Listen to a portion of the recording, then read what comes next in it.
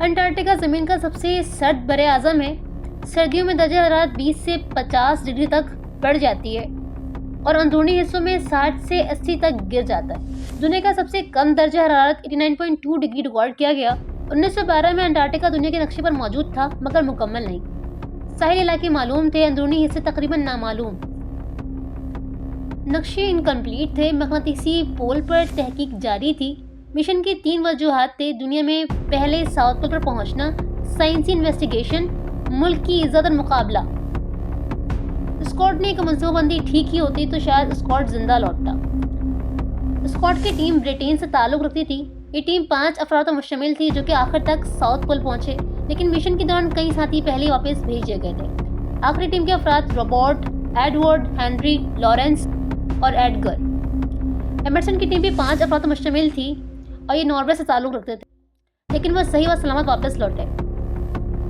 Emerson ने कुत्तों से स्लेज खिंचवाई, हल्का सामान रखा, जबकि स्कॉट ने घोड़े आजमाए, मोटर स्लेज इस्तेमाल की, वजन ज्यादा रखा। आखिर में इंसानों से स्लेज खिंचवाई। जब जानवर मर गए या नाकाम हुए तो इंसान खुद स्लेज घसीटने लगे। स्कॉट की टीम ने बर्फ के नमूने जमा किए, हत्ता कि मौत के करीबी वो पत्थरों के नमूने साथ ले जा रहे थे। 17 जनवरी 1912 स्कॉट साउथ पोल पहुंचा। वहां एक खेमा खड़ा था और उस पर नॉर्वे का झंडा लहरा रहा था। अंदर एक लिफाफा था, यानी कि एक लेटर। एमर्सन का खत था कि स्कॉट ने वो खत पढ़ा तो खामोश हो गया और वो मायूस हो गया। उस खत में ये पैगाम था: मैं तुमसे पहले पहुंच चुका हूँ, अगर मैं वापस ना पहुंचूं तो ये खत नॉर्वे पहुंचा देना।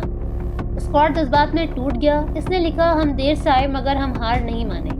वो जानता था ये सिर्फ हार नहीं, जिंदगी का दुख था। ये रीज़न जान लेवा साबित हुआ।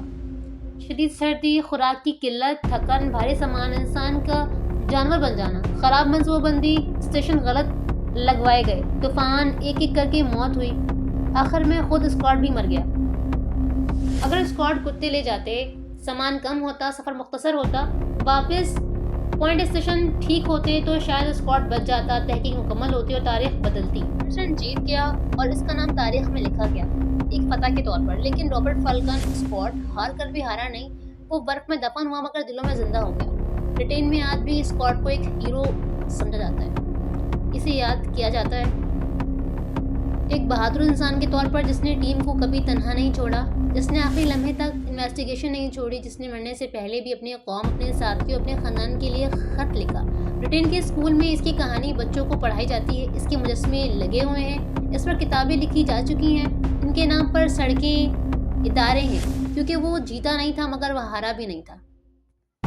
1912 में साउथ पोल पर वापसी पर रॉबर्ट फॉल्कन, स्कॉट और इसके बाकी साथी बर्फ में दफन हो गए थे, लेकिन ये कहानी वहीं ख़त्म नहीं हुई। 1913 यानी 1 साल बाद एक अमदादी टीम इनको तलाश करने निकली। कई दिनों की तलाश के बाद बर्फ में दबा हुआ एक खेमा मिला। जब खेमा खोला गया तो अंदर इंसान नहीं, तारीख सो रही थी। वहाँ स्कॉट की लाश मिली, इसके साथ इसके साथियों की लाशें भी, और वो डायरी, वो खतूत, वो मेमोरीज जो आज तक इंसान के हौसले की गवाही देती है। इमदादी टीम ने इन सबको वहीं बर्फ में दफन कर दिया और इस जगह पर एक बर्फानी कब्र बना दी।